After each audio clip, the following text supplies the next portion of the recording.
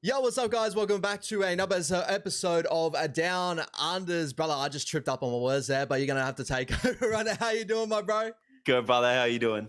Yeah, good, bro. Good. Obviously, bit sad after the weekend of footy. The New Zealand Warriors going down to the Melbourne Storm in Melbourne. But your boys having an amazing win over the weekend on the bye period, right? Yeah, look, no injuries, nothing like that. Just more culture building. Can't complain about having a good bye week. But yeah, very disappointing Warriors performance and the injuries on top of it. Yeah, 100%, bro, 100%. But it's good to see on your end of coming to the weekend with no footy on. It sucks not having your team to support, but it's also you don't have to go through the roller coaster ride like what it is week in, week out, and Nah, no stress.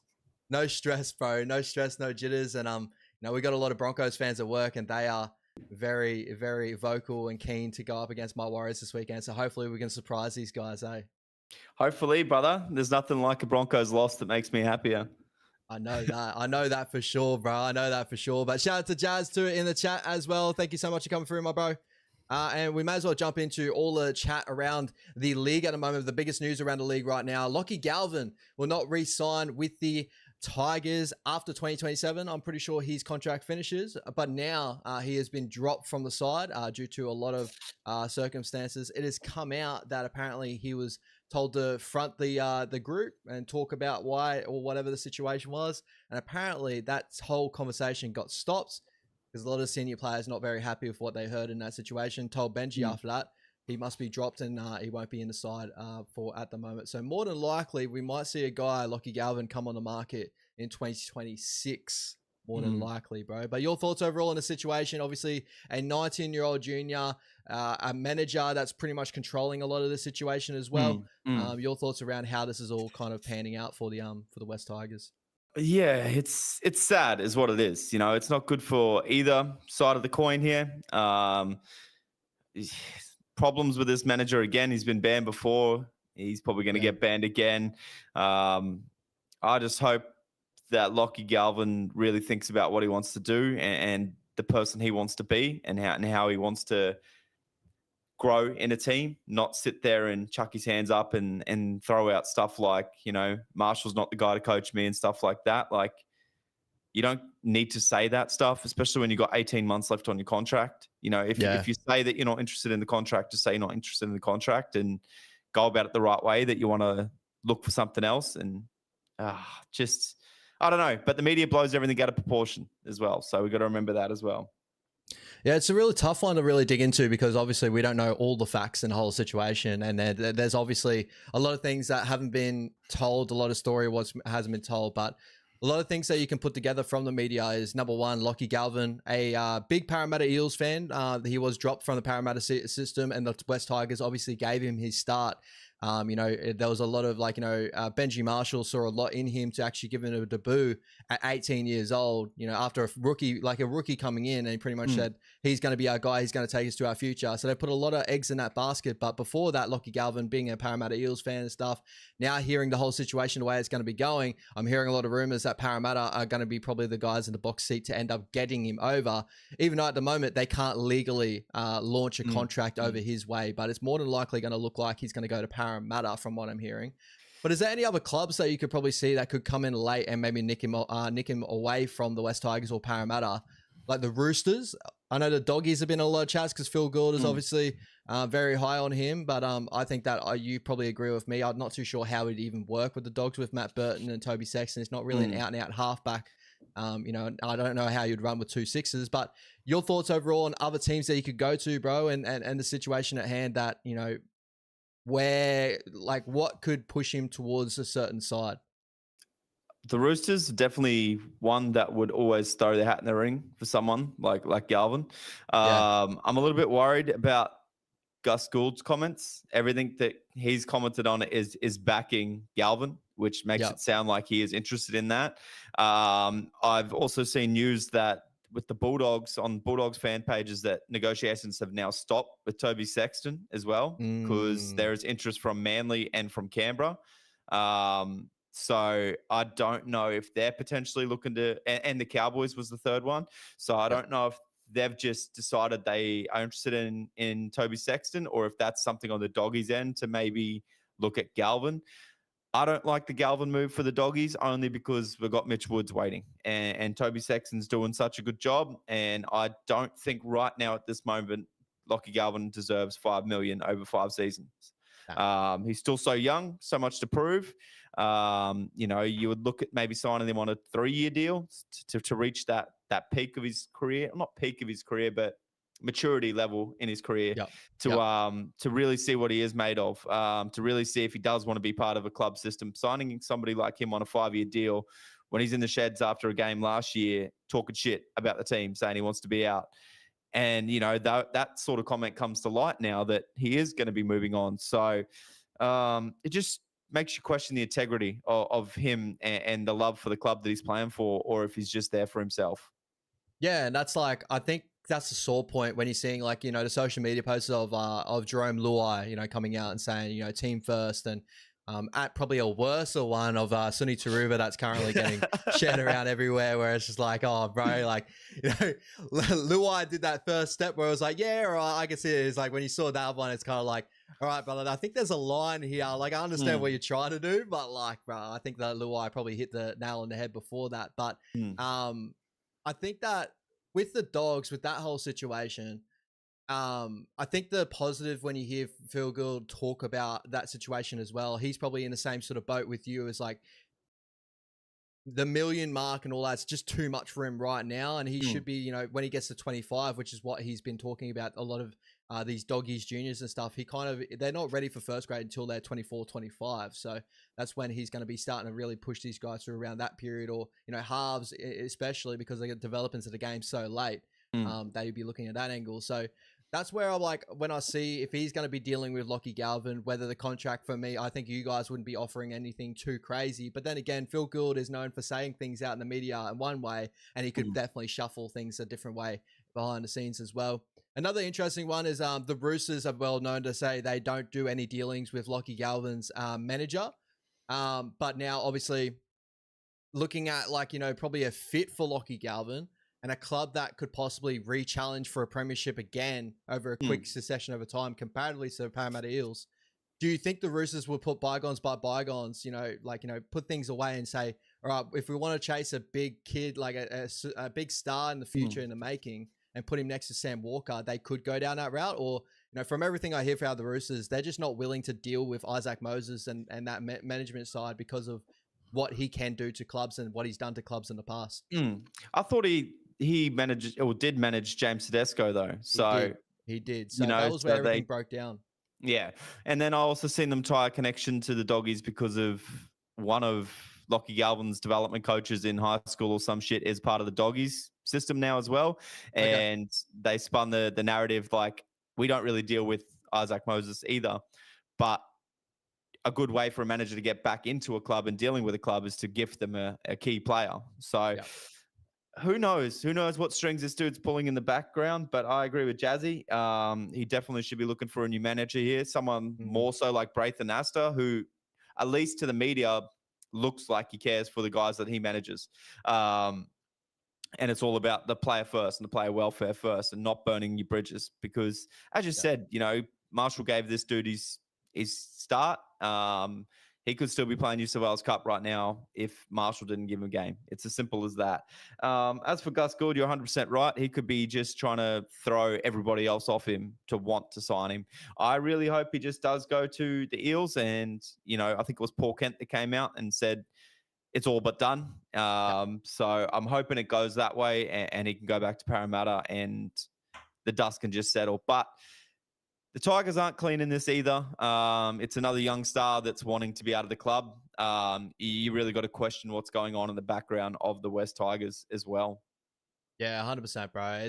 There's a lot at play here. The West Tigers are known for these situations more times than not. And, for them to get stuck in the situation, it doesn't seem out of the realms of the West Tigers, within the last, how many years that they've been dealing with this. So, it sucks for them where it does feel like they're finally rebuilding a club and giving a sturdy base, that this has now happened to them, and they're re-looking at, the scars of the past and stuff like that. And It also sucks that a 19-year-old is getting pushed around like this by a manager as well. And this is what it shows how much of a business that rugby league has become now, being professional these days, and how it can actually shape younger kids' careers and stuff, especially when they get the big boom start. You see, obviously, and this is not even on Benji either, because Benji gave him that full trust in that. But he got to that level. Now he's got all this hype around him. He's going to get money thrown around him everywhere. Managers are going to be shopping him. I think that this game can be real, what would you say, like real dangerous in some aspects as well, especially because this young kid now is going to get the brunt of, a lot of fan, like, the West Tigers are not going to look at him the same way. If he goes to Parramatta, they come back to the West Tigers with their rivalry that they had before already. They're going to be very heated, and he's going to have to deal with the brunt of whatever his manager's been spitting in the media. A lot of that of like saying that Benji's not a good coach, like a lot of that's been spun at the moment. And, I think that's just like, it's just so damaging to such a young career. Who knows, if he wins a premiership, a lot of people do forget about these sort of things. But I think like at the end of the day, like it's still such a dangerous and risky game the NRL does play, especially with these young kids these days. Yeah, exactly. And it's just, at 19, they almost got to be, I don't know, you can't really do it, but at a young age, there should be a trusted set of mentors that manage players till they get to a certain age, certain maturity level. Not these vultures, I'm going to call them, that just look to prey on what they can get out of it. And I think that's exactly what Isaac Moses seems to be. It's more so about him building his network and him building his connections, not really what's best for the player. Because you're right, he's dragging, unfortunately, Lachie Galvin's name all through the mud. A lot of teams might not want him in the future because of how this whole situation has gone down and his integrity and value to wanting to play for a team. So it's very sad. He is still 19, and I hope that it doesn't ruin him, and I hope he comes out and does get to squash it. But by the sounds of it, he's not going to play another game in a Tigers jersey. And if the Tigers really want to stick to their guns, he's going to be playing New South Wales Cup for 18 months. If he even gets selected in that, he could get even pushed back down to Flegg. So, and that's also going to limit how what people want in Galvin as well, and what he shows. It's really a integrity thing, isn't it? Like, you really got to front yourself nicely to the media and the fans. The fans have a big part of it as well. So, messy. That's all I can say, is it's very messy. It just really shows you, bro, it's like life choices, even when you're so young, it does like shape the path that you go down. And it's just like, step by step by step, there's little things that it definitely could have gone in many different ways, and it's ended up in this situation. But hopefully Galvin obviously, learns from the situation, whatever comes from it, learns from it, be better from it. And whether it is moving on from his manager and, kind of just learning from the scars of his past, because this is going to scar him in some sort of way. But again, like, with the talent that he has, who knows? He could go to Parramatta, absolutely kill it, and then this would never be a lesson for him. It'd be like, well, I've done everything that I was supposed to do. I've done it right. So I think that there's a lot of lessons that if this all falls apart, there's obviously a big worry. But hopefully everything goes well for Lachie and also the West Tigers. Hopefully the West Tigers can recover from this as well. They got Latu Fainu. That's obviously down there waiting to go. They got Adam Dewey this weekend. That's going to pay for him until Latu is back. So I'm very excited. Obviously, me being a Supercoach owner of Adam Dewey, I'm very happy for that. But obviously, you're a Lachie Galvin fan. We'll talk about that tomorrow night, of course.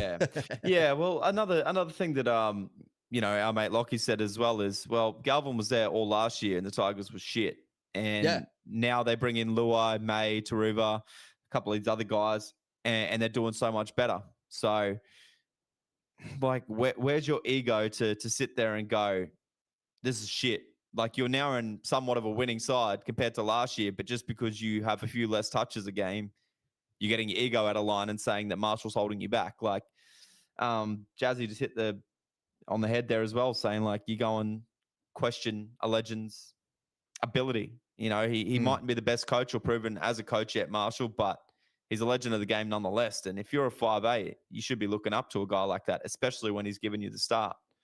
But yeah, as you said, let's see what comes from it. And Warriors forever. I hope it is not the Dogs, but yes, I have heard there is rumors of that. But as Ash said, and I think the same thing, it's all keys are pointing to Parramatta. I think it's too much disruption for what the Doggies are building, and they're all about team culture, and Lachie Galvin isn't showing that. And before we jump over, bro, like if we'll go 3-2-1 into teams that you think that he's going to go to, obviously is, for me, I would go probably number one's going to be Parramatta. I think Parramatta is more than likely going to get him. Number two would probably be the Dogs, just listening to Phil Gill and the way he talks about him, but hopefully it's not that. Number three for me is a little bit of like, I'm looking at the Roosters and I'm just really wondering how big of a deal is that Isaac Moses situation then. I'm sure that like, in situations of getting a prospect for the future, there's like a kid like this, I think that sometimes things can get moved out of the way so they can get a player like that. So that's my 3-2-1, Roosters, Dogs, and then Parramatta. But do you have a 3-2-1 in mind of where he could go? Manly's probably up around about that mix as well. I don't think Manly are interested. If you're not going to offer Cherry Evans 1.3 a year, you're definitely not going to be offering Galvin 1 million plus a season. Well, that's just what I wouldn't do. When what DCE's given you and done for you, you don't go and shaft him like that and still go and throw him big. Like they're aiming for somebody cheaper because they obviously want to spend their money somewhere else. Like they're aiming for Fogarty 1.2 over 2 years, or now probably Sexton maybe 1 million over 2 years. So it's Eels for me. I'd probably say the Roosters over the Doggies, but that's maybe just my heart speaking. I think you've got it on the head, brother. Yeah, and just a quick one, because this is like, just to play devil's advocate, as GT is doing here. But just as play devil's advocate, is it possible that Benji is a shit coach? Like, I think he's a developing coach. I don't think he can make a real judgment on Benji as a shit coach when he's like, this is his second or third year now under the Tigers, and he's just come off of legit sitting off the bench, like legit sitting in the wings and then jumping in and becoming a coach. He never did anything through like, their flag systems and stuff, and like, grew through the systems like that, or an assistant coach role, which they kind of did with him and Sheensy obviously earlier on. So I think it's too early to even say that. And to be like on that sort of point as well, like they're going really well this year, and there's a lot of really good tactical things that he's been putting in place at the West Tigers, as a collective. So for me, I don't think at the moment I can make a judgment that he is a shit coach. There's obviously rookie moments that he has, there's good moments that he has, but at the moment I can't just say he's a shit coach. But your thoughts on that as well? You've summed it up, brother, perfectly. And at the end of the day, the coach can't be out there making tackles. He can implement whatever game plan you like, but if the players don't want to follow it, they don't want to follow it. But just the improvement from, his season last year with a very struggling down and out Tigers team to what they're building this year, they're on an upward trajectory already. So you can't really sit there and say that he's a shit coach. He must be doing something right.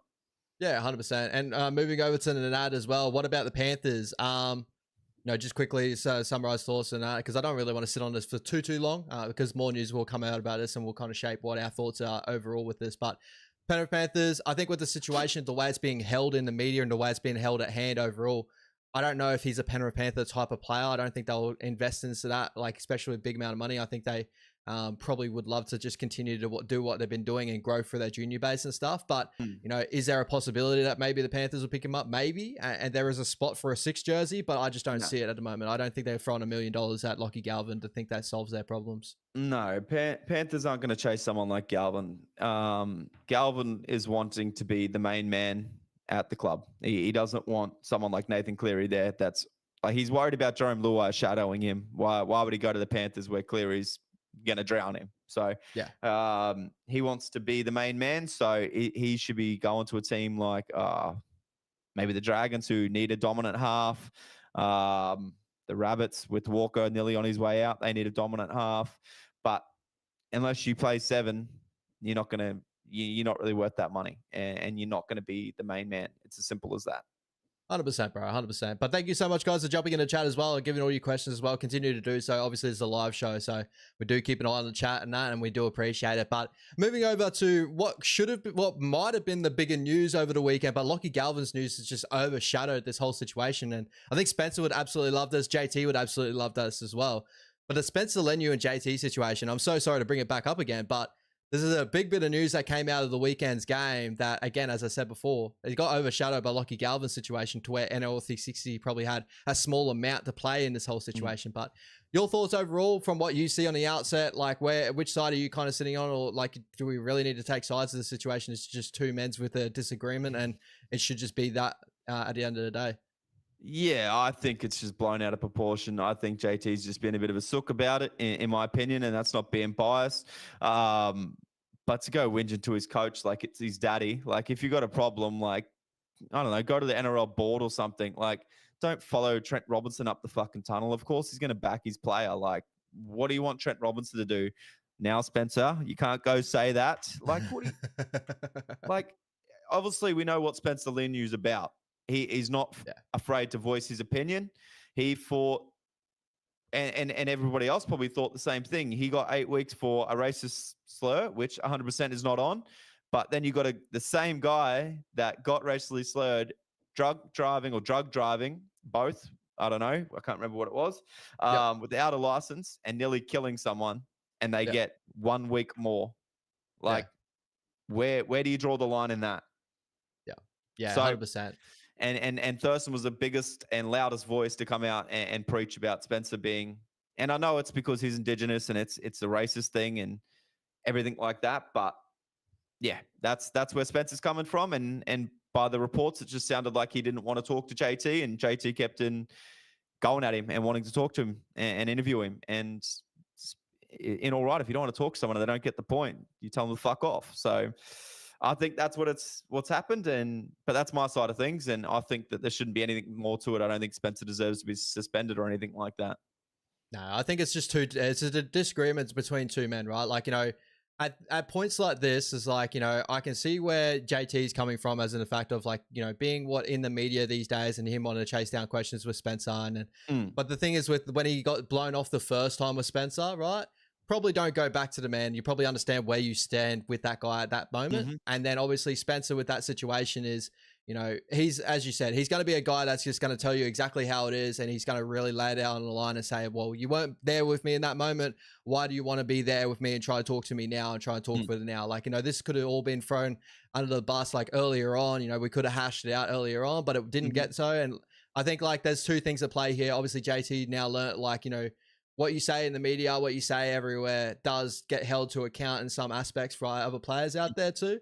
And, on Spencer's end of things as well, I think that the situations that end up, being fiery and end up getting to these moments here, I do think him as a person probably needs to control himself and control it into a situation. But sometimes when something continues to irk at you over time, he's an explosive character, and that's what he's a rugby league player. He's an explosive character, and those situations, I think that honestly, there's different ways you can deal with those situations. But in that moment, that's where he felt like it had to be hashed out, it had to be done, and just to tell him like, legit, get out of my face. I don't want to talk to you, and that should be done. And I think it should have been ended there as well. But obviously, massive talking point over the weekend. That again, I thought the media was going to run with it even more so than what it did, but I think Lachie Galvin's news helps simmer that whole thing down. And so it should, because like Spencer was controlled aggression throughout the whole game. He didn't do anything stupid to get sin-binned. And it's going to be an emotional game against the Broncos after obviously last year there's still that bad blood there. And it's not like he starred and had an outstanding performance to the point where you want to interview the guy that won the Roosters a game. It's JT going to fish for drama, and that's what he got, and that's as simple as that. So I don't know if it's somebody in JT's ear also pushing the narrative, like obviously it's a big game, Spencer against the Broncos after last year, go get an interview from him, and he's just copping the brunt of it. But be smarter than that, especially if the dude does blow you off. As you said, you don't just keep going there trying to push the narrative, but that's the media. And that's exactly right. I think that's pretty much all said and done and how that situation played out, guys. I just honestly believe it's just a conversation between two men. I don't think there's any side to it either way, but, and I know you feel exactly the same way as well. But, obviously a lot of learnings in this. And obviously, as I said before, JT probably just learned there. It was like, this is what happens when you do come out and say things in the media and do get spin without talking to Spencer, maybe one-on-one before this whole thing, and say how disappointed you are or whatever. I think Spencer would have appreciated that a lot more now, sitting in the situation, if you came with him straight away when that all went down and said, like, this is what I think, right? Well, that's exactly what Latrell Mitchell did, and that got sorted straight away between Latrell and Spencer. So, and now you got Ben Eichen coming out trying to call for his head, and I'm thinking, all right, so this is going to be a fun Origin series. Like, now I didn't have Spencer in my Origin team, but now I do. Like, all right, let's see what happens. That's going to be real interesting this year, and I'm really excited to cover that with you to see how the story progresses, because that is definitely going to be a major story with JT being so close to the Queensland squad and being on the sidelines, as we saw from last year as well. So that's going to be really hectic how that plays out. And that's another point as well. You're like, it's quick for players to not be able to say to guys on the sideline anything, like reporters, assistant coaches. But you have Nate Miles last year going off at Lachie. Like that didn't get a media story, did it? Like no. Yeah. Anyway, exactly right, bro. Exactly right. But going for one firebrand from Spencer Leniu, going to the other firebrand that used to be in his spot with the Roosters there, JWH, Jared Waerea-Hargreaves, will be retiring set to retire at the end of the season to Super League, bro. Your thoughts overall? Both of us, I haven't seen too much of his stint over there. He's only had, a couple of games from my memory of seeing Super League and trying to hold up, trying to watch it as much as I can. But your thoughts overall with him going over there, getting his money, playing his football, but probably, at the end of the day, probably losing a little bit of that fire, that competitiveness that the NRL probably brought to him as well. And that's probably where he's going to be hanging up his boots now, right? Yeah, it's probably just a bit of retirement money, bit of a paid vacation as well. Like, he's probably showing his wife and kids can go live in England for a year while he plays some footy, makes some more money, and then go home. Like, how great's that? Like, why not? Why not 100%. give your kids that experience, your wife that experience, to live in a different country while you get paid extra money to play probably half as hard footy and really kick your feet up and then go home after 1 year? Why not? That's great. It's like a paid vacation. I'll do that. Yeah, what a beast, man. And shout out to him, well done, in his whole career. We spoke about this before when he moved to the Super League. Well done to him. He's definitely been, such a big character in rugby league. And as we said, a firebrand, a guy that we all knew that when he would go to the Super League, we were expecting suspensions left, right, and center too. The way the Super League's getting refereed these days as well. I'm sure that he's been setting that bar pretty high there too. But, shout out to him. Good retirement. Get your money, my brother. And you well deserve everything that you get because you've been such a big character in this game and such a big leader in this game. So, he's what an absolute beast. Yeah, 100%, brother. You can't love him or hate him. He's been such a big figure in the game, especially for that Kiwi presence, bringing the game even stronger from there and really making that point known every time we put on that Kiwi jersey. So, yeah, definitely shout outs. 100%, bro, 100%. Now, moving over to the games of the weekend, some of the bigger performers and some of the bigger talking points from the games over the weekend. First of all, I want to touch on, we spoke about it a little bit last week, but it continues going down that a little bit further down the slope. The Penrith Panthers, bro. I said I think it was last week where I was like, put the house on them. Put the house on them. Or it was the week before. I would have lost my house twice. Bro, I would have lost my house twice, bro. I'm like, there's a couple of mortgages going on right now in my bank account, but bro, 30-12 Dolphins, well done. Clinical performance, the way they attack that left-hand side of Casey McLean, the young side there. But very interesting little plays there from Ivan. You're starting to question a premiership winning coach sometimes as well. But what are you getting further down track of kind of pinpointing what's really happening with the Panthers at the moment? Or are you still kind of just seeing over time they'll change it up? They'll change it up. I can't tell you, brother. I was with you last week. We can see you, brother. We can see you, bro. We can see. We can see. Brother, we can see. But anyway. Yeah, we can see you. Oh, fuck, you're still going. I don't have an answer, brother. You're right. You're 100% right. I don't know what the thinking behind naming McLean on the wing is and then moving him to center and swapping him with Jenkins. That's been sorted this week. Now, I don't know what it is with Tungo going to the bench. I know he was poor defensively last week, but which edge player wasn't? Nathan Cleary included. Yeah. I don't know what's going on with the Panthers, man.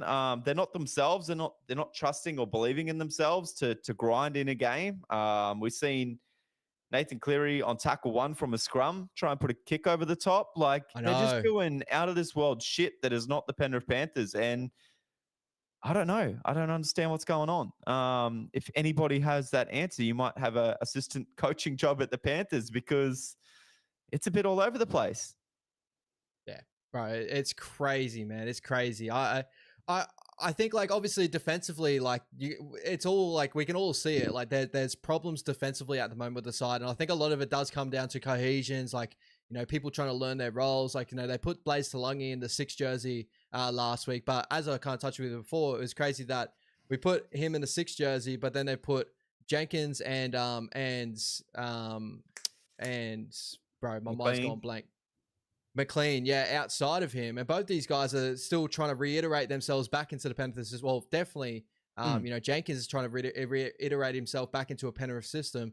And McLean's trying to find himself in the first grade system as well, right? Like he's trying to step up to be a first grade, outside back, and to kind of pair them all up on the same side. And then even on the opposite side, you got players you got Isaac Tungo that's going back to his defensive woes that he had, majority of last year that he fixed up in the finals. Like there's just a lot of different things that are all coming into a perfect storm. And coming into this weekend, it's not so easy to say it's like the Panthers will bounce back. Like, it's bet the house on them, even though it still kind of feels like it should be that way. It's just like, when do we start going like, all right, Penrith, like we're really stressing here? Don't know. For me, that I don't understand why Alamonte's playing on the wing. He's beasting on the wing. Don't get me wrong, but he played center in the grand final last year, and they beat a really, really good Melbourne Storm team. Yeah. For me, I would be lining up, I guess, if you're going to drop Tungo to make him learn a lesson, all right, do that. But for me, it should be Luke Garner, left center, Tom Jenkins, left wing, right center, Paul Alamonte, right wing, Casey McLean. Yep. And until you give Tungo a time to reflect on his defensive roles, that's how I would be lining up. Then you've got, Scott Sorensen and Paul Alamonte, who are two pretty strong defenders protecting Blaze Tuolangi. Then you've got on the other side, Luke Garner, Liam Martin protecting Nathan Cleary. Yeah. I don't know what this thinking is of, sticking the two young guns in Casey McLean, or three young guns, Blaze Tuolangi, Casey McLean, and Tom Jenkins, all on that one edge. I don't understand. And then you've still got the defensive roles on the other edge anyway, due to Tungo Cleary. So yeah, I don't know. I don't know what the Panthers is, because it's not just their it is. It starts with their defense, and they're leaking more points than normal. So they're playing silly footy attack wise. Exactly. And they're doing things like chip and chases on tackle one, and they're not sticking to their game plan that just used to strangle teams out of the contest. Yeah. I think before, like it's very similar probably with the Dogs, is like, their defense gives them so much confidence that they can do what they want to do in attack. But when your defense doesn't like obviously hold that team back, and you can't have the confidence that you can defend every sort of point, when you start throwing like everything into your attack as well, that's where things start to really unravel. Instead of playing very controlled in one sort of area, right? They're pretty much they're leaking a lot of points, but to try and combat that, they're trying to throw just different things. Like they're not looking as clinical as what they looked in the past. And like, I agree with you. I like the Alamonte shout of putting him back into centers, putting him on the opposite side as well, if you want to pair up Luke Garner and that. And so when Tungo comes back, he can come back into that center role. Like, I know that Alamonte's doing such a good job on the wing to cover in that wing role, but you got Casey McLean and Jenkins, who I think would be better for those guys to learn off of being on the wings, right? Until Brian Toto comes back, and then a lot of things will change in that sort of aspect as well. So, and it's not like that. I don't think in my head, statistically, I think McLean and Jenkins can get the ball out of yardage fairly well, just like Alamonte too. So it's not like Alamonte's just leading in that area, so that's why they're going that way too. So there's a lot of thoughts, a lot of talking points on there, but like I think we're going to continue having to get data and see how they're going to go and what they're doing wrong or what they can fix up on, because at the moment, they're second last in the competition. I'm pretty sure last that I checked. They are. That's correct. Yes. And for me, I probably wouldn't be playing Blaze at 5'8". I don't know why they're not sticking to Brad Snyder at 5'8" right now, who did it alongside Luai most of that year last year and wasn't bad. And he knows the system. And then you play Blaze in that 14 role that you currently got Snyder. A lot of questions. Maybe Cleary's really trying to test himself to see how far you can be down the bottom before you make a run to the grand final. I don't know. A sadistic thought, bro. And he, like he's such a, like, I don't think this takes away. He is a great head coach. And like, sometimes 100%. That there's a lot of things that maybe we don't know that is going into these sort of things, but just on face value, there needs to be something to kind of kick these guys back into gear. And, from our eyes of what we see, that's what we're kind of basing it on. But also, Ivan is a good enough head coach that he can change this around. It's just like, when is that going to kickstart? When is that going to happen? Because Penrith do need to start getting that into gear. Not only because people have been saying, I think top four is now looking like a little bit more distance now than what it had been before when we first brought that up. But top eight starting to become a little bit of like, I'm sure they will get there at some point, but that sureness is slowly withering away after every loss they're getting, right? Yeah, it's making it tougher to back them in each game, and you're starting to see that on the live odds as well on week-to-week games. So, Yeah. yeah, I definitely don't think they're going to be getting top 4, that's for sure. But you never say never. They could kick into gear tomorrow and be the old Panthers we know and don't love. But I don't know. I think there's too many professionals in that team to let it slide to a complete bust of a season. But Yeah. it's crazy that if the Tigers started the way that they're going, Marshall would be sacked by now. And I'm not saying sack Ivan Cleary. That's not what I'm saying. But No. it's funny how quick the media jumps on a struggling team over the last couple of years. And that's fair because it's a build-up. But, yeah, it's funny that a club will do that. If it was the Knights, maybe Adam O'Brien would be gone. Well, that's probably still in question. Yeah, well, that's it. And we'll definitely get onto that very, very shortly as well. But the Dragons having an incredible clinical performance. Now, Shane Flanagan seemed to getting a lot out of the Dragons, especially attacking wise, this year that I've been really impressed with. 38-16 over the Gold Coast Titans. Gold Coast defensively, their defensive woes continue. But I love that we spoke about this before the game, and both being Gutho owners, I pushed you to the Gutho captain. We're both talking about this quite a bit. Yeah, shout out to me. Could have gone many different ways, but the way I was expecting, just looking at team list coming to that game, Bo Fermor in the center, everything was eyeing on that left side is going to hum, and Gutho is going to be the beneficiary. But I think Fleno outthought the room, but not outthought the room, was a step ahead of what Hasler was even thinking of. Hasler was probably coming into that game plan to shut down on Gutho. So that face ball was just on every day, and it just continued to break down the Gold Coast Titans. But your thoughts on Shane Flanagan? I know it's still early in the season. They could have another couple of losses and we could go back on this, but I think the consistent theme, the Dragons this season, is they're very smartly coached. Their attacking sets look really crispy. Their shapes looking really crispy.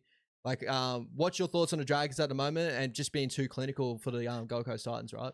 Yeah, I think Flanagan's put in really good fundamentals. They look very fit. They look like they do have a good game plan, and it's just up to the players if they can go out week in, week out to produce it. It's as simple as that. So, and yes, it is a Bulldogs jersey.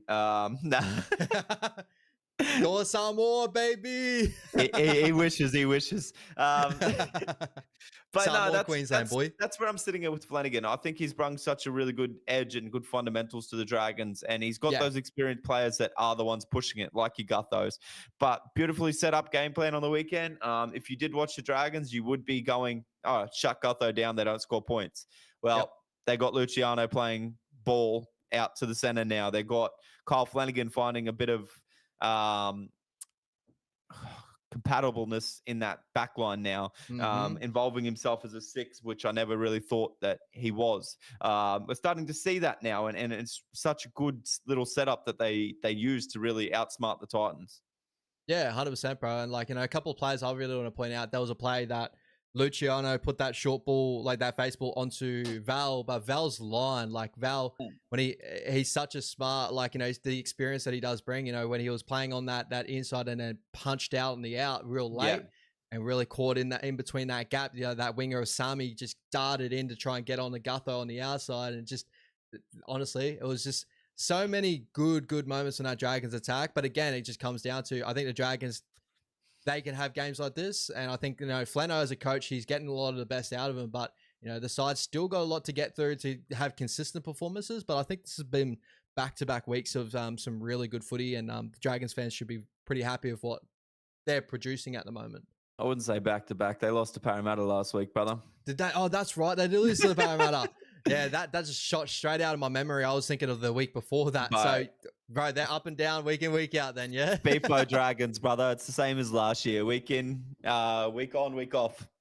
Yeah, 100%, bro, 100%. And then other sort of games over the weekend that I wanted to touch on, obviously the Melbourne Storm just being well too clinical. That 36-0 going into halftime. Definitely, had me nearly in tears. Shout out to the live stream if you got to miss it. Got to check it out on What's Up TV. Definitely was not a great first half performance, but Melbourne, as soon as they get a sniff and they get momentum and they get a roll on, and with us, we compounded on errors, and we just couldn't defend anything. And just Melbourne are going to make you pay for every little bit of everything, right? They're just still the best team in the competition, and you guys are probably the closest thing to them at the moment, but they are so good. Yeah, just standard Melbourne performance. They didn't really go on with it in that second half, so shout out to your boys for holding on there, but damage is already done, and Bellamy is the type of coach to ease off and try new things, and probably that's why he didn't see more points, and he rested a lot of his players towards that back end of the game. But yeah, what can you say? They're the favourites for a reason to take it out this season. I didn't get to watch too much of that, but every time I checked in on your live stream, it didn't seem happy. Nah. I know, like, a little positives out of the Warriors side of things, but guys, if you want to go check out my Warriors thoughts, jump over to Wires Up TV, go like and subscribe, and you'll get to see all my Warriors thoughts over there. But with the Melbourne Storm, like, you know, as I kind of said before, the errors that the Warriors had, and then there was like a period there where we only touched the ball like a couple of times with each set. By the first half, we were down, I think it was 70% possession, the Melbourne Storm, to our 30%. And it really felt like as soon as we had, you know, those fish go down, you know, then Jerome Hughes hits a 40-20 to go back-to-back for tries. And then we had Jackson Ford get sent for 10, who was the guy to replace Fish on the field. And they just go back-to-back-to-back-to-back. And it just felt like this thing that we just couldn't stop and we couldn't turn over. And it wasn't even like that. Our halves and stuff, like a lot of people saying our halves should have took control in that moment. But as I kind of keep bringing up to everyone, it's like, play by play, we didn't get to touch the ball through all those sets because our defense didn't like hold in at all, being down to 12 men. And I don't think there's a scarier team in the competition now. If you're going down to 12 men, then like probably the Melbourne Storm at the moment. It's like you got the Manly Seagulls that attack so well and they're so flamboyant in the way they play their footy. But then you've got Melbourne that are just the upper echelon of that. They look so incredible with their attack, but they're so clinical. That long ball from Harry Grant, the way they push around the middles, and then when the middles get tired, Harry Grant kicks into gear. It's like, how do you beat these guys? Yeah, and they're so smart to the rule book. They know how to get a penalty. They know how to swing momentum. They know how to win the ruck. They do all that sort of stuff so well, and they just fuck you if you give them a little sniff. Yeah, 100%, bro, 100%. And last but not least, I didn't put this on the rundown, but I did want to talk on because you did touch on the Newcastle Knights and the West Tigers game. West Tigers getting over the top of the Newcastle Knights, 20-4. Your thoughts around Newcastle at the moment? They are really, really struggling, especially in the errors category. I think I saw a stat the other day. They've only scored on average 9 points per game this season. Yeah, like, and especially with a team with KP out back. What's going on in your eyes? Well, I know they're trying to save money for the Dylan Brown contract, but they still need to buy ball grip spray. Like, the last 2 weeks has been horrendous. They haven't gotten past tackle 2 in the set before a drop ball. I just quickly want to touch on this little comment here from Chris before it jumps out of the chat. Yep. James Tedesco or Dylan Edwards? Ooh. After what I saw over the weekend, right? Like, if we're going off that, I think James Tedesco is in better form. He's a better fullback right now. But for the Blues, you've already made the step of going to the future of Dylan Edwards. And if he's in form or he gets back into some sort of form, I think you still go down that track because James Tedesco, obviously, you know, after a couple of years, you're going to be in that same cycle that you've been in before. But I want to switch that up for you. First of all, with that conversation, what do you think at the moment? James Tedesco is playing better, but Dylan Edwards still the incumbent. Yeah, well, that's if you're going with Dylan Edwards last year, you rip the Band-Aid off, you keep going with Dylan Edwards. Yeah. But now I want to switch it up. Dylan Edwards, with what's going on right now with that the whole form and stuff. Players like Latrell Mitchell now back in the thing, even though he's not playing fullback, but if he's playing in incredible form and Dylan Edwards continues not playing to his form, or let's say Tommy Turbo, which probably won't happen, but right, because Tommy's out for a decent period. I think he's missing the first Origin game from memory, maybe, or maybe he's before that. But let's say Tommy goes back and absolutely kills it. Or Ryan Papenhuyzen at the moment playing his form. Is there any sort of look at going Ryan Papenhuyzen over Dylan Edwards at the moment? If they pick Cleary and Dylan Edwards is fit, no. Okay. You stick with Dylan Edwards, in my opinion. If Dylan Edwards is injured, for me, you don't go back to Teddy. I think as a selection squad, as good as Teddy is, and it's not saying he's missed a beat, you can't go back now. You got to go forward. So if Edwards isn't available for me, it'd be Ryan Papenhuyzen. I like that. And I think Papi deserves his spot in that sort of aspect as well, in that sort of thought. But Chris also backing on the back of that, if you don't have Edwards on because of team form, then you can't have Moses. And I don't have Moses. I don't have Moses at all. If Luai's fit, it's Luai and Cleary. And like your thoughts, my selections, because I already know what everyone's going to say to that is like, what about last year? Like, what are your thoughts there because of Moses' performances last year? But if you had every player available, Stephen Crichton, Latrell Mitchell, Tom Trbojevic, they're never picking Bradman best, and he's probably been the New South Wales best Origin player the last 3 years for the games that he's filled in. And he will always get pushed to the back of the pile. And that's just how it is, because, well, you want your best guys and what the best guys do week in, week out, not these spectacular performances that they throw up in Origin sometimes. And that's not shitting on Moses, but Luai and Cleary for me would be the halves pairing. Yeah, at the moment with form, the way it's all going, I probably do agree with you in that sort of sense as well. Even though Cleary, you know, the Panthers aren't winning, I still think Cleary's, like, you can just tell when the halfback's in incredible form, but that team's just not clicking at the moment, and he's trying too hard in moments as well. But like before that, some of the stuff that he's doing with a side that's underperforming around him, like, he is looking primed to be like ready for Origin. It just sucks the way the Panthers as an organization or as a unit at the moment, it's just not really clicking into gear, especially defensively on that end. No, and you just know he's a big game player. You look at what he's done in grand finals. He doesn't shy away from the big moments. You know, him and Luai are going to have that amazing connection. And then you add Dylan Edwards back into that fold. You know, Isaiah Yeo's getting picked. So you could put anyone around those 4 guys together, and we've seen what they did with the Panthers the last 3-4 years. So say less. Yeah, that's where we're at with that. That's where I'm at with that. Yeah, 100%, bro. And back to the game anyway. So the Newcastle Knights and the West Tigers.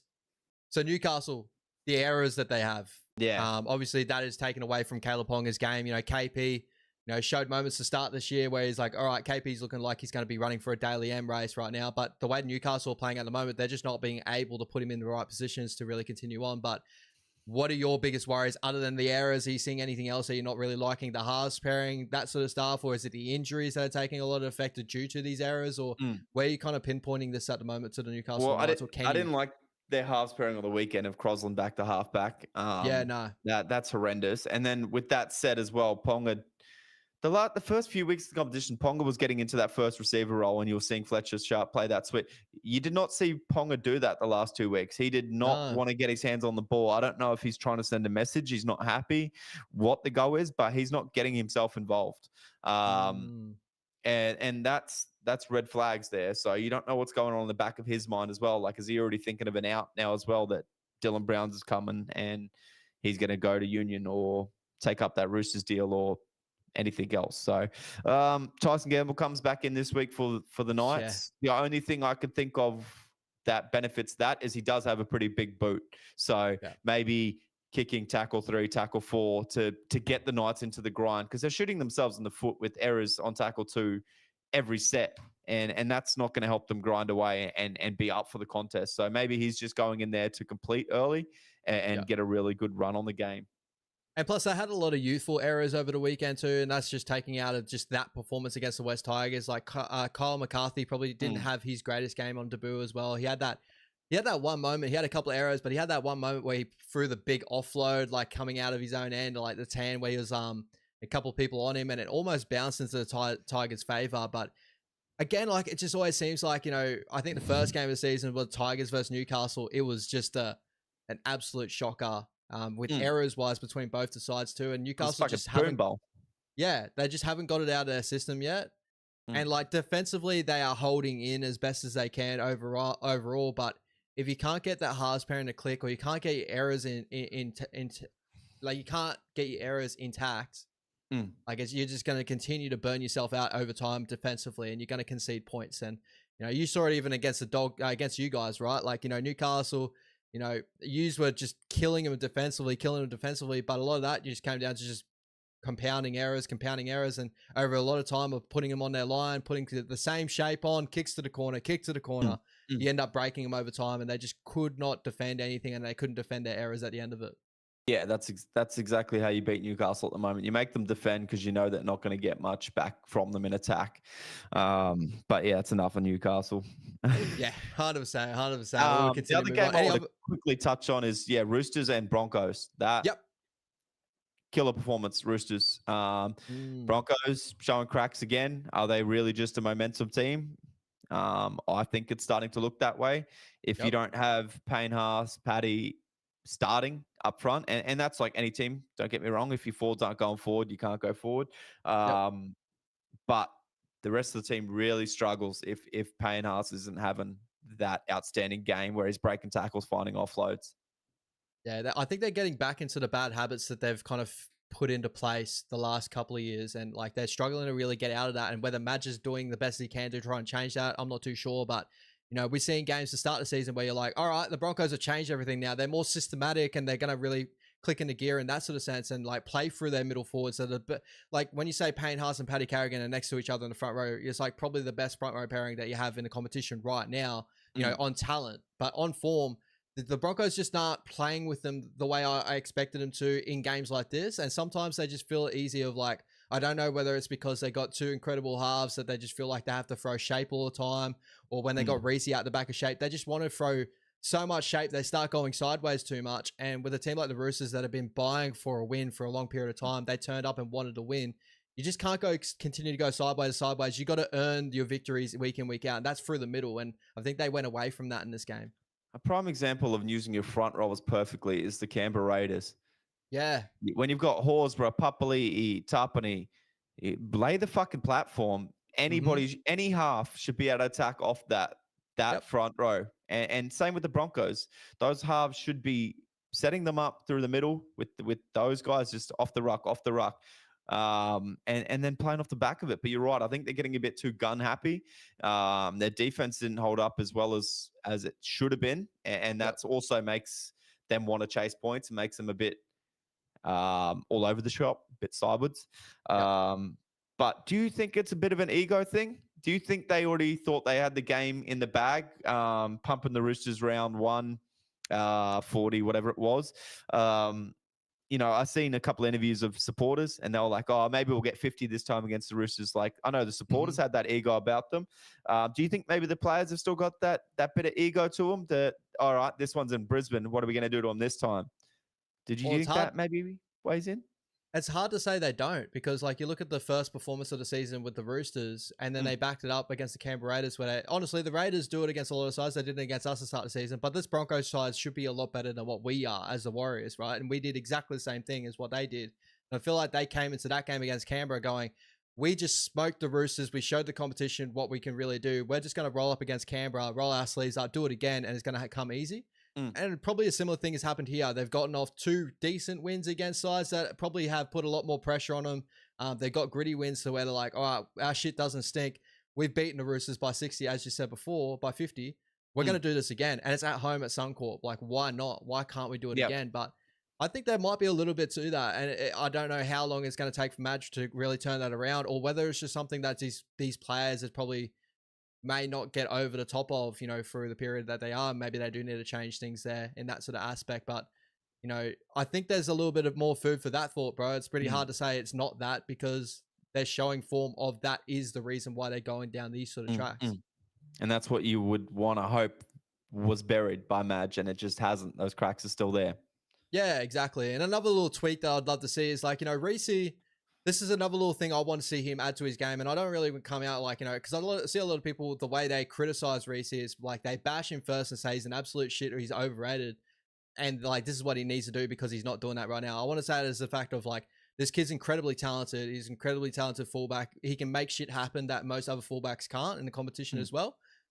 But what I'd love to see him do a lot more is, we've been saying for ages, his running game. But not just his running game on the edges either. I don't want to see Reece just becoming an edge target on each side and try to get his combination with Benny Hunt.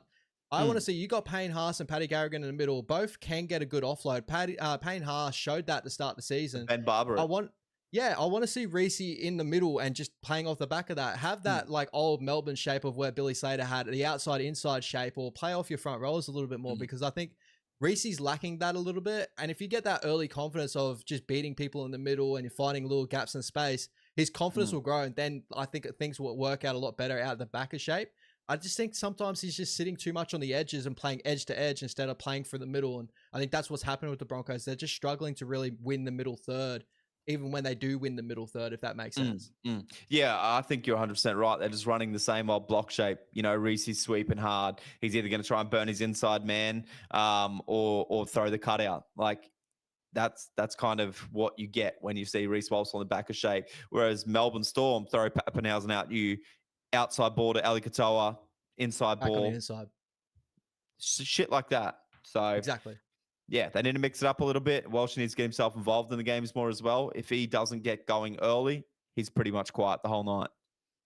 Yep. So hopefully they do figure it out. Obviously, the Broncos got a lot of hype around them, and coming up against this weekend against the Warriors team that got embarrassed in Melbourne and went depleted on troops, they should be able to come over the top of us over in Mount Smart. But we're going to make it really tough on them, and if they don't learn the lessons of the past, even though without JFH, we do. That's the way we try to play our game plan, is majority through the middle and set up our game plan through that.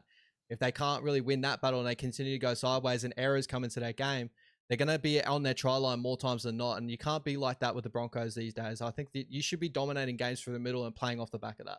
100%, especially when you got that engine room. Oh, 100%, bro. 100%. All right, let's move over to our team of the week for the weekend, bro. And our players of the week of the weekend. Shout out to Wise Up HQ. No, it is not a doggy shirt. It's like I lost a bet over the weekend or something, right? No. He'll be wearing that at Suncorp next Thursday night, though. 100%, bro. 100%. All right, my man. Moving to our team of the week here, bro. Yep. I'll jump mine up now. I think there's going to be a few different ones this week. It was a little bit all over the shop. I did feel exactly the same. And I was going to give an honorable mention or put someone in because I thought he deserves to be in there. But there was a performance that I had to play for player of the week that took away from this. And this is the guy we're going to be talking about straight away. Who's your fullback of the week? I know exactly who you're talking about. But my fullback of the week is William Kennedy. Okay, so you're on the same track as me, right? Yeah. All right, so I went Ryan Papenhuyzen for my fullback of the week because I thought that he was my player of the week after the performance. But Will Kennedy, major honorable mention for me, and I did have him in before. He deserves some raps after this, especially with the Sharkies fans going at him the way they do. 100%. I never really see things go wrong, but he never deliberately steps a foot wrong. He's not a high risk, high reward type of guy. He's just I'll do my job. I'll chip away. He's kind of Tracy mold. I'll do my job. I'll chip away. I'll put my work rate in. You might see a try assist. You might see a couple of tries off backing up. But he's always competing. You never see him just fading out of the game or waiting for the moment. He's always trying to grab the moment and trying to steer momentum for his team. And as good as Papenhuyzen was, 100%, he was probably the best fullback of the week. But I think Will Kennedy deserves it this week for me, just because of how far he gets dragged through the mud every time the Sharks have a loss, and he deserves his roses this week. And that's why I'm really excited to see who your player of the week was as well, because I was throwing around player of the week, going here and there, and I was like, I just got to put Papenhuyzen in there because I thought that he was, for me, one of the best players overall the whole weekend. But I was I had to talk about Will Kennedy some sort of way because he deserves it. Especially with all the shitty cops in the media, the shitty cops on social media at times too, where I feel like it's unjust because I think he's a really good team player and he's not just this big individual beast that people expect out of a fullback these days. He's just a guy that goes about his work and he can impact games without looking like he impacts games. If that makes sense. 100%, brother. All right, moving over to our wings of the weekend, bro. Who have you got? I went with Tui Pilotu and I went with Xavier Coates. Yeah, exactly the same there, bro. Xavier Coates just killing the Warriors like he did last year. 200 and something meters in that game. Absolutely incredible. But Christian Tuipulotu, now with a hamstring injury, unfortunately. But his season, bro, he's been unreal for the Dragons. Yeah, he has been. And obviously got his contract upgrade. So well done there. Well deserved. But Xavier Coates just must wake up with a stiffy on game day against the Warriors because the dude comes out and just wants to destroy you guys. I honestly think it's just Melbourne at this stage. I keep picking out individual players that I think play incredible games from Melbourne, but it's just it just seemed like just a whole of Melbourne they just love to play the Warriors, so it just always seems to be that way. Yeah. Moving over to our centers of the week, bro. Who have you got? I couldn't split one of these, but for me, one was Valentine Holmes. Yep. I think it was killer performance, and then the other two that I couldn't split was Jake Avarello and Jackson Purdue. I like it. So I went Jackson Purdue. I didn't have Val. I did love Val in that. Harodi is a good one that Tans has in the chat. I went Billy Smith. Return game with the Roosters. Had a lot of great moments. I think the sin bin obviously probably was the more it was his negative second game, brother, not return game. Is his second game, sorry? Yeah. When is his return game? Last week. I didn't. Oh, that's right. Yeah. You're right. But anyway, Come just on, the incredible. Ash. incredible to see him, back in first grade, bro, and absolutely killing it. He's had that many injuries and stuff. I just wanted to give him a massive shout out. 2 tries in that game, he looked dominant on that edge as well. Yeah, well deserved. Super coach incoming. Yeah, 100%. Fuck, I'm missing on a couple of my memories. I think last week I've just completely shot my memory of last week. You've just had too much, brother, going on. Shout out to that. Anyway, moving over to our halves of the week, bro. Who have you got? I missed a lot of footy over the weekend, so I didn't get to watch a lot. But in 5'8", I went with Ethan Strange. Yep. Or Kyle Flanagan. Yep. They both had killer performances. And then at half, I went Jerome Luai. Oh, okay. I like it. Yeah, I just really liked his performance on the weekend. Like, it doesn't show on Supercoach. It doesn't show on the stats. No. It's more just the leadership quality, some of the defensive efforts, his attitude, just the way he carries himself out on the field. I think he really was key in the Tigers win. Yeah, 100%, bro. 100%. I definitely agree with you there. Like, I've been very impressed with him in other aspects of Jerome Luai to start the season, right? I think he's been really, really solid to, obviously in that level, take over the West Tigers and completely shift the narrative with them at the moment. They're really defending hard. They're continuing on. So very, very big shout out to Jerome Luai. I went with Jerome Hughes. Even a half of performance, I thought that he was just unbelievable. And I put Kyle Flanagan in there, with the Dragons. I thought that he was real clinical out there as well. I think that Dragon side just really impressed me, the way they kind of went about their business over the weekend. So, but shout out to Chris in the chat too. Sorry, brother. It is Xavier Coates.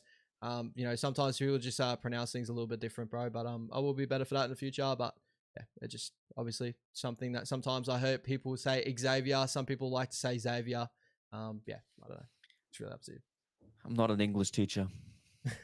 Shout out to that. Moving over to our front rowers of the week. Who have you got?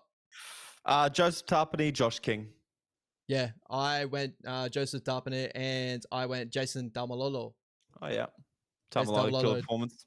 200 meters or so. Had a try assist in that one. The good little offload there to Jackson Purdue for his second try of the weekend.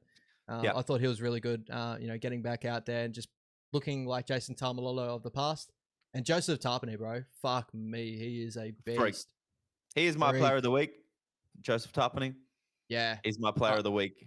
I can see that. What an incredible performance from him. And, a massive scoreline. We didn't really get a touch on that game overall, but Parramatta just continuing doing Parramatta things at the moment. But Canberra Raiders, bro, the way they set the platform with the middle, as you said before, the Broncos breakdown, like, Corey Hawes, bro, Joseph Tarpany, they're just into you week in, week out. It's crazy. Yeah, then you got, Josh Papali'i off the bench, Matty Nicholson, Morgan Smitty's, Hudson Young. Like, the guys, their engine room's been on fire. Yeah, it's one of the best front row. I regret putting them wooden spooners. I do too. We'll definitely do our re-predictions coming more mid-season and that, where we can change a couple of things on our ladders, right? 100%. Moving to number 9, bro. Who's your number 9 of the week? Connor Watson. Killer performance. I like it. I went Harry Grant. I thought Harry could be a guy you could put in week in, week out, but it's great to see someone new there. Connor Watson, incredible performance there against the Broncos. Yeah, 80 minutes, return to hooker, couple of try assists, a lot of run meters, looks dangerous, gets through his tackles. Really,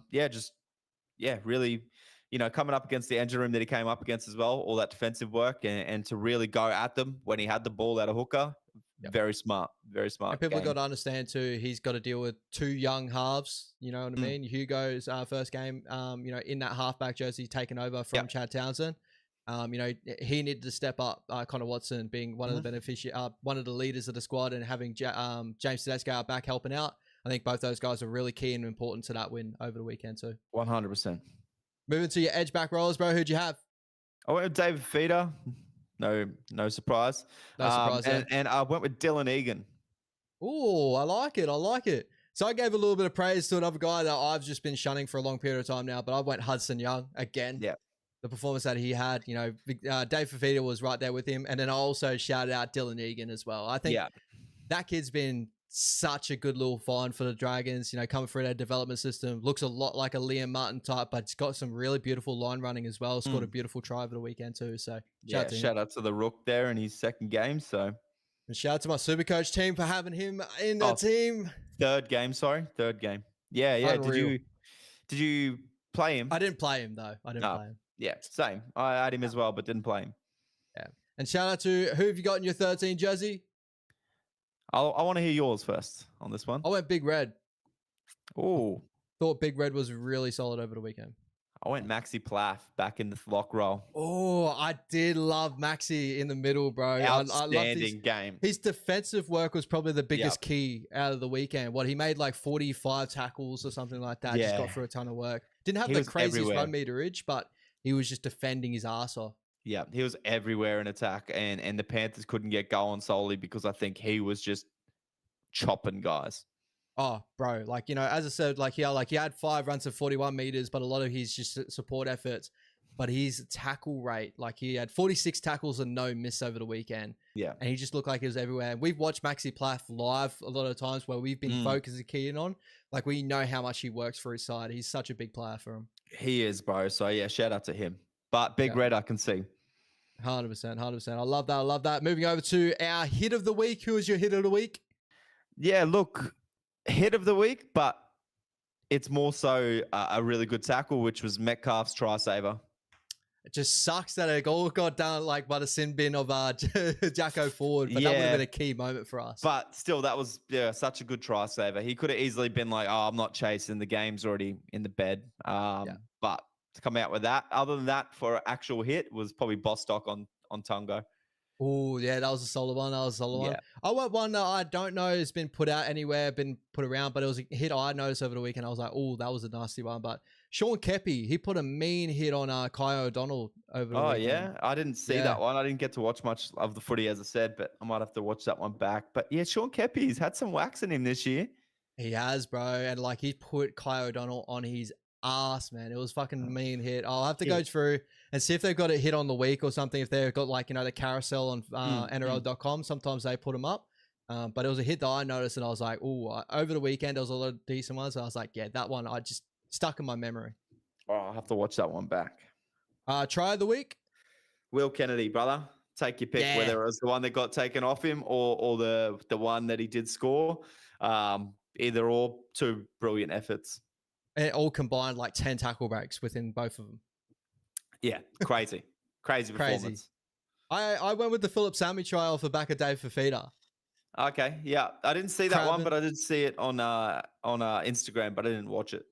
Yeah, Crabbing across field off the kickoff. Dave Fafita takes it, crabs across field, pumps off about 4 guys, straightens up, and then gives it off to Philip Sammy. That had to beat the last 2 defenders and got over. So I thought it was a really cool little effort there on the losing side. Player of the week, bro. Who have we got? Oh, Joe Tarpany, brother. That's right. You said it before. Yeah, I went Ryan Papenhausen. And egg of the week. It's Jack Bostock, brother. We had the same one. It had to be.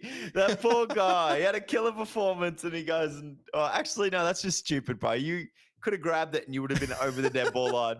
Instead, you try and kick it. There's so many different options he could have had, but he chose the option that I'm just like, it astounds me that he chose that option. Yeah, I think he would have nearly got dropped for that. If that was lost, if that lost him the game, he would have got dropped. That was a crazy moment. As soon as that happened, I locked that into my egg of the week, and over the whole weekend, nothing phased. I was like, that is the one, bro. That is the one. Fucking hell. It did not matter. All right, bro. Let's have some fun. Let's go through our tips of the week, bro, and then call this one a day. Moving over, we'll move over to the screen here. First game of the weekend, we got the Seagulls versus the Dragons at 4 Pines. Manly obviously coming off a couple of losses on trot. The Dragons coming off of a nice win. So could this be another one of those up and down games for the Dragons? And can Manly get back on the winning form here? The big ins and outs. Christian Tuipulotu is out of this game. Jason Saab comes back in for the Manly Seagulls, bro. Where are you sitting on this one? Yeah, look, I'm only going to go Manly just because it's back at home, and well, Dragons coming off a good performance, so they're due for a bad one. Yeah, 100%, bro. I'm going Manly at home. Manly at 4 Pines. They're looking for a win. And as I continue to say, if it's not Melbourne, any other team, it's a struggle going to 4 Pines this year and getting a good win out of them. Yeah, I think so. And still seeing Olakau'atu named is big. I thought he was going to be out for a couple of weeks. Yeah, 100%. What a beast, man. What a beast there. Jazz, what do you think of 13 plus 1 to 12? I'm going to go 1 to 12. I reckon the Dragons won't drop too far off. Okay. I'm going to go 13 plus, and it's going to pull out late. But I think they could come home with some points at the end of it. Okay. Moving over to the big game on Good Friday, bro. Your game of the weekend, if it will load up for me. Shout out to the internet. Bulldogs versus the Rabbitohs there at Accor Stadium. And all the rumors are, what is that, 70K people there at the moment? 60 confirmed, and they're pushing for 70. That is fucking mental, bro. And shout out to the Dogs. You know, Brody sent me a thing. They got tickets. You want to tell the people about that? Yeah, no, it's at 60,000, and the Doggies have gone to work with Accor and Ticket Tech, and they're now putting out $10 tickets for anybody to get into the last few zones left of Accor Stadium. Obviously not going to be the best seats in the house, but for $10 tickets for families to go along for the Easter Friday, why not? So the Dogs are doing that good thing there to really make that most of that crowd and give the people something to do for their Easter Friday at an affordable price. So, and then Ticket Tech come to the party and waived all transaction fees as well. So that way you're not paying any sneaky little fees on top. So $10 tickets to close out the last few seats there at Accor and have a big sellout for this game. 100%, bro. And hopefully it does end up getting that 70 because it'd be incredible to see just the atmosphere at Accor Stadium. When Accor Stadium is filled to the brim, it's got a good atmosphere. It's just those games where you see like the 20,000 games and if that 15K and you're just like, what are we doing at Accor Stadium? But when we can fill that thing out, it's going to be a great little atmosphere, especially with Doggies fans out there. Hoping that it's going to be just as big when we go there, brother. Yeah, 100%, bro. I'm really excited for that in the future. Big ins for the Doggies coming to this game. We got Matty Burton back in, and Viliami Kikau has been named on the reserves here. Yes, he's named in the reserves here. We're talking about that today. Excited to see if that does come to fruition, him being a late change there for the Dogs.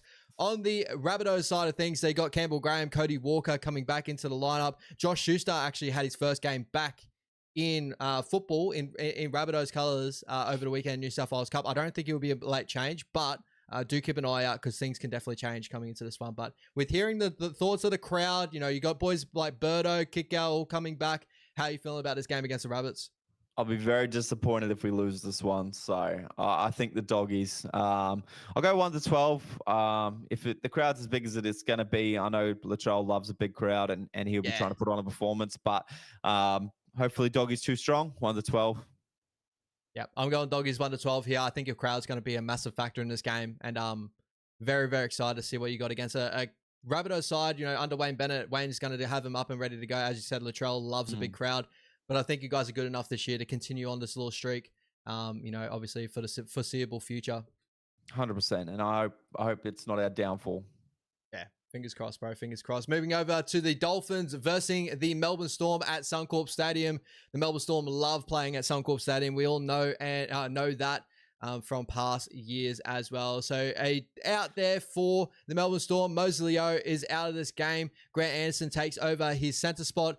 Sua Fa'alongo goes into that wing spot overall. With the Dolphins, they come in pretty much unchanged. It is cool to see Francis Molo has been named here. It would be on the reserves. Whether that could be a late change, who will know? Keep an eye out on that as well. But coming into this game, bro, what's your thoughts here? Do you think Melbourne by how much? Yeah, Melbourne 13+. And shout out to where did the comments go? Never mind. Somebody. Oh yeah. Shout out to Addy in the chat there. Doggies number 2. Smart. Very smart. Shout out to Addy. You know, a great supporter of the channel, both on Wise Up TV and on this channel too. So shout out to you, Addy. Appreciate you coming through, mate. But yeah, Melbourne Storm 13+, 15+. But Dolphins could be on a high and turn it around like they did against the Panthers. So, but I don't see it. So we're going to go Melbourne 13+. I reckon there'll be a little bit of fight in the Dolphins. I think that like with the Dolphins, what they need to worry about is with those long shifts from the Melbourne Storm, they hit tramline to tramline. When they've got older, bigger forwards, like, you know, Felice Kafusi, an older forward, Daniel Saifidi, he's not the best mobility type forward. Their spacing in the middle is going to be a little bit off, and that's where Harry Grant's going to really find a lot of big moments in this game too. So I'm going Melbourne 13+. They love Suncorp Stadium, and if the weather is fine, as it says, buddy, the old weather thing here, Melbourne on a fine track is a tough beat. Dangerous. Moving over to the New Zealand Warriors versus the Brisbane Broncos at Go Media Stadium in Auckland.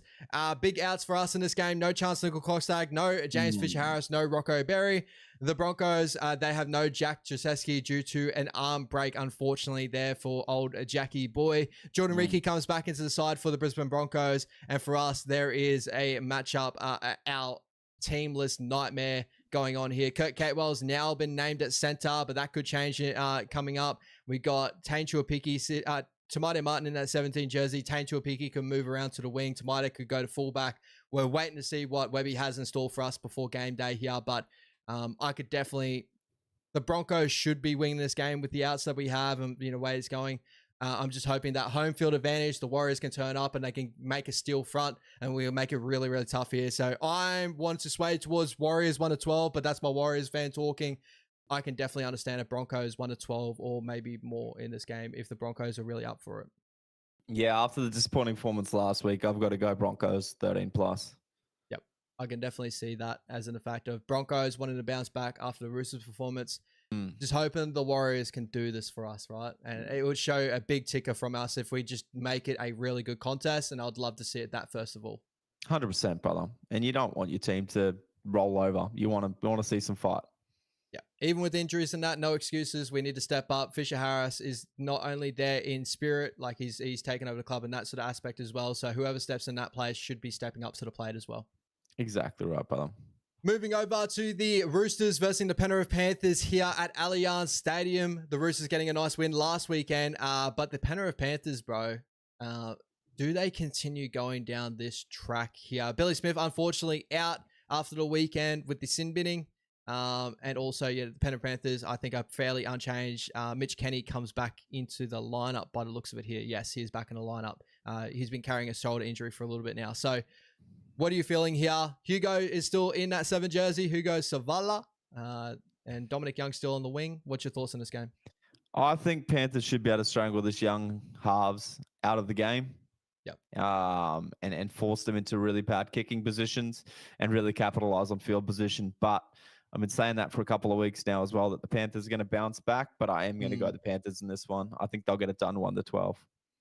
Yeah, I'm going Panthers 1-12. It has to happen. It has to happen. Yeah, it's got to. As I said, week in, week out, we're continuing to get a little bit less confident on this, but you know, it's the Penrith Panthers. They should be able to bounce back here. Speaking on the Panthers, Jose has a question for us of what do we think of Blaze Tuolangi? At the moment, I don't think 6 is his best role. I think that, like, you know, even like center at times, I don't think is even his best role. I like him at fullback. I saw him play fullback at Parramatta coming through, you know, his New South Wales Cup and junior days and stuff, and I've enjoyed him there. I think with the Panthers, it's going to take him a little while before he embeds himself into that system. If he is going to become a 6, and even if he will become a good 6 in the future, it's still up in the air. Yeah, Ash summed it up. That's exactly what I think as well. Even though, like, I can see him, like, he attacking wise, he runs like Dylan Brown. He can do similar things in that sort of aspect. If you can't get your defensive end, like, you know, nailed down, unfortunately, in that sort of aspect, he's definitely better defensively in that fullback position to that 6, in my opinion. 100%. 100%. Sweet. Moving over to the Titans versus the Raiders at Cbus Super Stadium. Shout out to Lachie, our good mate. He absolutely hated the Raiders before, but I think that's changed now because Jordan Rapana is now gone from the Raiders. So, but definitely a grudge match for, I know, with a lot of Titans fans going up against the Raiders. Both teams are fairly unchanged. Tino Fa'asuamaleaui comes back into the lineup as well. Jojo Fafita comes back into the lineup just there to back him up. And on the Raiders side of things, Zach Hosking has been named. I'm pretty sure he's been named on the bench as well. So we'll have to wait and see what changes do come from that. Maybe he just comes on through the middle as well with the rotation there. But coming into this game, Raiders coming off a massive win, Titans coming off a decent loss. Do you think the Titans just bounce back here on the Raiders, or do you think the Raiders just continue on to wrestle out, to strangle out the energy of the Gold Coast Titans? Yeah, I think the Raiders should be too good here. And I'm glad that Matty Nicholson still kept his spot over Hosking. He well deserves that. But yeah, Raiders too good. Raiders too good here. I'm going to go 1-12 though. Titans will tidy it up, but just not enough. Yeah, I think the Raiders have the ability to choke him out and just get him in that grind fest the way the Raiders usually do. You know, because the Titans love to go side to side with their footy. And I think the Raiders just they usually benefit from that. So I'm going Raiders 13+ in this one, unfortunately. 13+. All right. Yeah, I think Lockie's going to be drunk again this weekend. He's going to be drunk again this weekend. He's going to abuse my boys for probably losing this weekend as well, the way he usually does. Shout out to Lachie. He loves it. Moving over to the Newcastle Knights. This ad just continues to keep popping up, as Chris has pointed out as well. Shout out to Google Ads. It's really pumping this one home. But Newcastle Knights go against the Cronulla Sharks at McDonald Jones Stadium in Newcastle. My brother, the Sharkies getting back on the winning track last week. And Newcastle Knights yet to find their form again. We touched on it before. Errors are just riddled in their performance. Do you think they clean it up against the Sharkies in this one? Or do you think the Sharkies are just too clinical for them? I wouldn't say the Sharks are too clinical, but they offer a lot more in attack. So I'm going to go Sharkies 1-12. Yeah, I'm right there with you. I can see this being a Sharks 1-12 contest. It could push out to a 13+ depending on how the Knights are defending, but they're defending fairly well at the moment. So I think they can make it close. Keep an eye on Adam Fanua-Blake. He did come off last week with a little bit of a groin niggle in that game. There was nothing more made of it throughout the media, just saying it was a little niggle. But you never know. Maybe the Sharkies are well known for keeping a lot of things under wraps, like they did with Iro, like they did with Nico Hines with his groin strains and stuff. Just keep an eye out on that. Yeah, I couldn't agree more. All right. And our last game of the weekend on the Monday, Easter Monday, guys. Obviously, enjoy your Easter this weekend as well. And again, that just keeps popping up. But it would be the West Tigers versus the Parramatta Eels at CommBank Stadium. It's the Lachie Galvin Cup coming up this weekend. But, brother, what's your thoughts coming into this game? The outs here, Gerald Skelton out, and obviously Lachie Galvin out. Unfortunately, Gerald Skelton coming down to a hamstring injury. Doesn't look good, which sucks for him. He's been such a good player for them. But we get to see Luke Laulili back into the lineup, a very talented unit they have coming through the grade. With the Eels, there's a lot of changes going on here. No Charlie Geimer, no Dan Kerr, no Joe Offahengawa, and no Sean Lane. Replacing them, Jack Williams comes back into the lineup. Kelma Tuolungi finds himself somewhere. Kelma Tuolungi finds himself back on the edge. And Mitchell Moses back in the side here, which is a big major in. Is that enough for Parramatta to get a win over the West Tigers, or the West Tigers just too good at the moment? Well, has that pushed them to favourite? I believe that has. No, it hasn't. $2.13. Might be a little bit of value there. I think there's a bit of value there. I think the Tigers have probably got a lot going on, as we all know. So I am going to roll with the Eels. I'm going to roll with the Eels 1-12. I'm going to jump on. I'll jump on that with you. I was thinking a bit of like a 1-12 West Tigers, just because of the way they've been trending at the moment. They've been playing like really combative footy, just defensively. They're just turning up in scrambles. So, but Parramatta, after the big loss last weekend, Mitchell Moses definitely been watching these losses and saying that he can change things. And I think a lot of people would agree. There's one person like Mitchell Moses. He did it last year. He came back into that lineup and they just look like a complete different side to what they were before. Can he do it again this year? Wait and see, but I'm going to bank on it in this game here. Yeah, I think so too. I think it'll be enough to influence the Eels to want to get a dub here. So, do you go 1-12? 1-12, yeah. Yeah. I think it's actually probably going to be one of the better games of the weekend, to be honest. Oh, can't be any worse than their game last year for the Spoon. Shout out to the Wood Spoon contest, though. But the West Tigers, good to see Adam Dewey, obviously, in nicking that 7 jersey before Latu Fanu. And yeah, nothing much or more to touch on there. Both of us on Parramatta in that game. But before we jet off, bro, is there anything more you want to touch on for the weekend? Well, Chris just said something about go on to New South Wales Cup, Para versus West Tigers, and Para's got a forward pack to check out. I will jump into that right now. Other than that, nothing else for me. Go the Doggies. Yeah, of course. I'll quickly jump on that. I want to check out this team because it was very similar to, it was a couple of weekends ago when they did the big drop, and I just saw that I think it was the Magpies had to go up against the Parramatta, and they did it again against the Magpies. This is the second time in a row the Magpies had to deal with this forward pack. So, Ryan Madison. Here we go. I'll chuck it back up. Ryan Madison at 8, Joe Offahengawa at 10, Sean Lane, Bryce Cartwright. Christ. It's pretty much last year's first grade squad. Yeah, Brendan Hands and Hooker. Woodamoo Greg there. Yeah, that's stacked. Shout out to the Magpies having to deal with that again. Lachie Galvin obviously named there. Kurt Falls seeing there in the New South Wales Cup. And shout out to Isaac Tui Tupo. Bro, he's a big bit of gear, man, on that wing. Big scary really? motherfucker. Yeah, do you remember him from it was at the Rabbitohs a couple of years ago. I think I do, yes. Big tatted up man, neck tattoo. Just scary. Bit like a Franklin Palais. Yeah, scary on the wing. Scary. All right, my brother. Enjoy your weekend, guys. Enjoy your Easter weekend. If you let us know, jump on tomorrow night for our Supercoach show. As always, too, guys. Definitely a lot of news going around with Lachie, Galvin, and that. Brodie's in that situation, guys. So if you're in that situation, want to get any tips of what Brodie's thinking, because he's been going hard about what he's thinking about this whole situation. I don't have any thoughts on it, so I don't tune in for that. If you come and just be Galvin. Tune in and see the working out that Brodie had on his little spreadsheets and stuff like that. It's bloody ridiculous. It's amazing how one bad week makes you reconsider if you even should be playing Supercoach. I've had that a couple of weeks in a row as well, bro. We all get to that level, and don't delete the app, bro. That's all I can say. Don't delete the app. And guys, whoever Ash captains, do not follow. Yeah, do not follow who I'm captaining. I'm captaining Ryan Papenhuyzen this weekend. Fucking hell. Now I need a new option already.